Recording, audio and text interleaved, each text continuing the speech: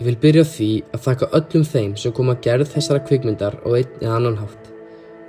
Án ykkar hefði þessi mynd aldrei orðið að veruleika. Þetta ferli var ótrúlega skemmtilegt og er eitthvað sem ég muna eftir svo lengi sem ég lifi. Það er ekki mikið tækifæri út á landi þegar kemur á kvikmyndagerð. Þess vegna verður maður að búa þau til. Þetta er bara byrjunin á einhverju miklu stærra. Takk fyrir að horfa og takk fyrir mig. Góða stundir. Kvikmyndir. Kvikmyndir hafa alltaf verið risastór partur af mínu lífi. Frá þess að Spiderman 2 á DFD þegar ég var 5 ára var ég óður í kvikmyndir. Ég byrjaði ungur að búa til myndir með félögunum. Þær voru þá auðvitað bara sýndar í heimahúsi. En mér hafði alltaf langað til að búa til alvöru kvikmyndi. Mynd sem yrði sýnd í bíóhúsi fyrir fullum sal. Ég og félagi minn, Aron Elvason, fórum í verkið og fengum auðvitað hjálp frá fullt af góðu fólki. Myndin var tekin upp sumarið 2024 og var frumsýnd 27. desember árið 2025. Þessi heimildamynd er gerð þessara myndar.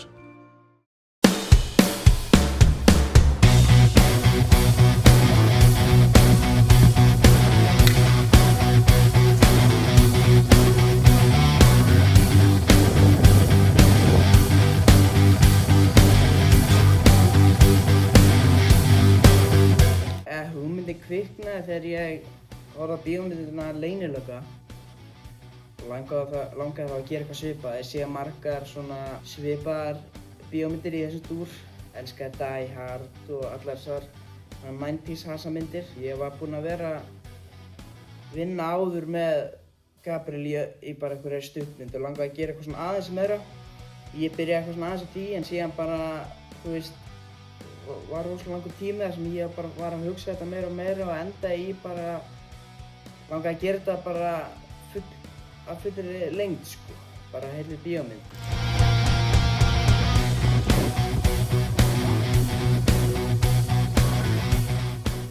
Og ég skrifaði handritið að þessu og síðan rauninni bara sat ég svolítið á myndinni sko og við náttúrulega vorum bara í skóla og ætlum að taka þetta upp á sumurinn og svona. Síðan bara frestaðist það einhvern veginn og frestaðist aftur og þannig að þetta var bara komið svolítið onni í skúffu sko. Síðan sá ég Gabriel í leiksýningu hjá ME og þá svona sá nú hvað hann gat leikið alveg heldur vel og bara svona fann hvað mér langaði að gera eitthvað verkefni, þú veist, á þessum skala áður ég færi bara í menntaskóla og þú veist. Ég heyrði á honum og hann var ennþá mjög til í þetta og myndi nú alveg eftir þessu og svona.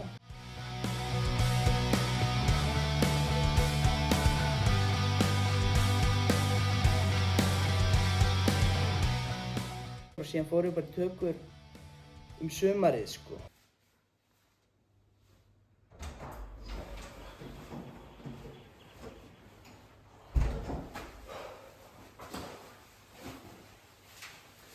Tónlist. Hvað sem þetta var loksins að þessu þarna sko. Ég og Aron ákveðum að gera þetta saman. Ótrúlega gaman að taka upp þessa mynd. Já, mér leist mjög vel á þetta verkefni með strákunum. Ég tók þetta mjög alvarlega og reyndi að vera eins fagmannlegir og bara þeir gátu. Það var mjög skemmtilegt í það. Svo myndið var frumsýnd. Þá var bara náttúrulega húsfyllt. Það myndaðist alveg fín stemming og bara kom fólk alls staðar að og þetta var bara mjög skemmtilegt í það.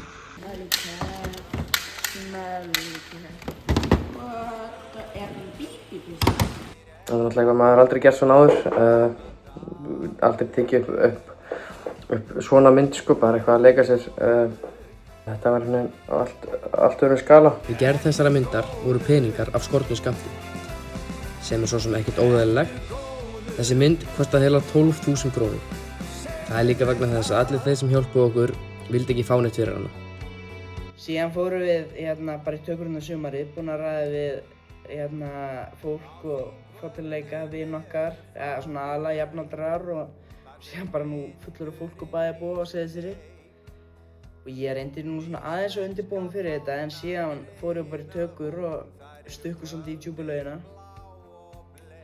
Við vorum alveg fljótir að taka hann upp og í sjálfu sér gekk það alveg vel en þetta var alveg skítamiksamt svolítið út í eitt sko. Það var náttúrulega alveg bara, við vorum báðir í vinnum og bara eins og aðrir leikarar og við vorum bara, þú veist, hringja henni á svo símtöl og bara með 5 mínútna fyrirvara hvort við meðan taka upp í einhverju skemmu og eins og ég hef alltaf sagt sko, við hefum ekki getað gert þetta en við hefum ekki verið á Seyðisfirði sko. Þú lappar ekki inn í Íslandsbanka í Reykjavík og byrjum að taka bankarinn á föstudaginn sko, en við gátum þá á Seyðisfirði. Sem maður vill gera í framtíðinni sko og þó þetta hafi nú kannski ekki alveg verið á alveg professional leveli sko, þá fekk maður svona smjörþefinn af því. Það er mjög eftirminnilegt sko þegar maður var kannski taka upp í íþróttahúsinu og það voru alveg kannski 5 tímar sem maður var þar sko.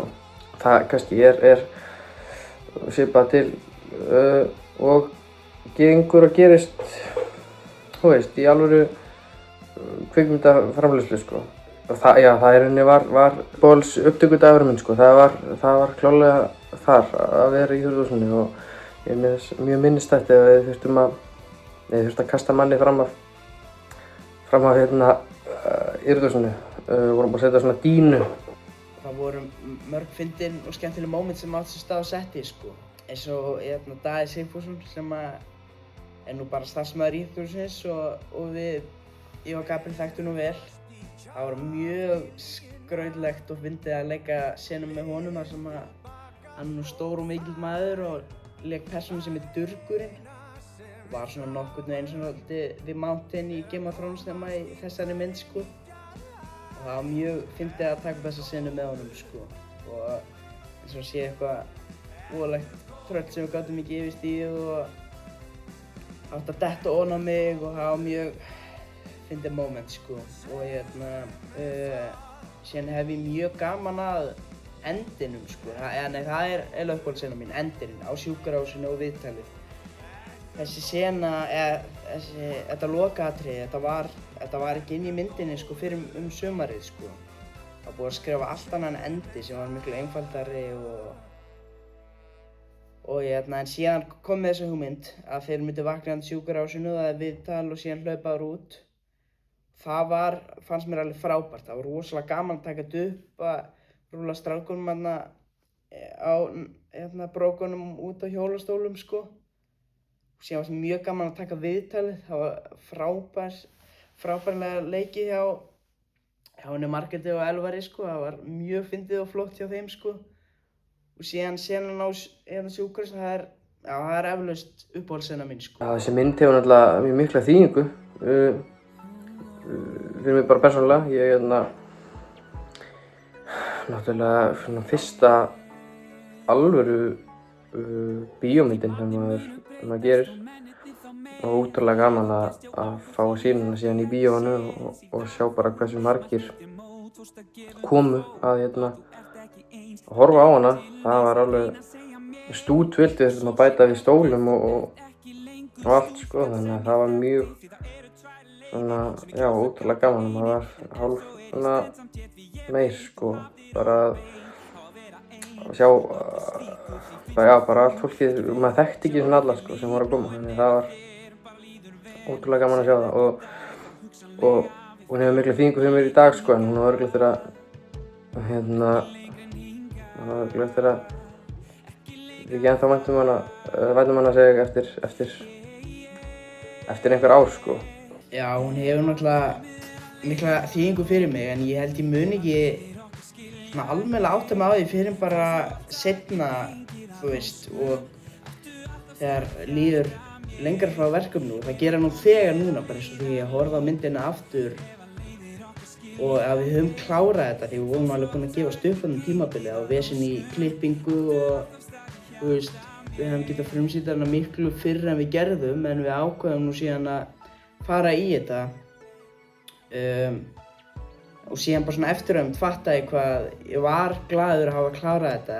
Þetta er alveg heljarna verkefni þótt þetta sé alveg skýtur mig svo út í gegn og og bara svona gert í gamans, þá er þetta samt alveg, þetta er mynd sem að gengur upp, þetta er klukkutíma bíómynd, það er gaman að horfa á hana og söðran gengur upp sko og það er mjög gaman að hafa gert hana og klára hana og ég held að, ég meina, ennþá meiri þýðingu fyrir mig því að vera eldri sko og bara horfa tilbaka og þetta sé fyrsta verkefni sko, því þetta er ekkert, hún er ekki A-klassa mynd, alls ekki, en þetta er ekki, þú veist, ég held ég mun ekki fá, eða vonandi fæ ég ekki kjánafall, ég horfi á hana síðan aftur þegar maður verður vonandi frægur í Hollywood eða eitthvað. Bara ótrúlega, já, bara flott mynd í rauninni sko og mér þykir mjög vænt um hana. Já.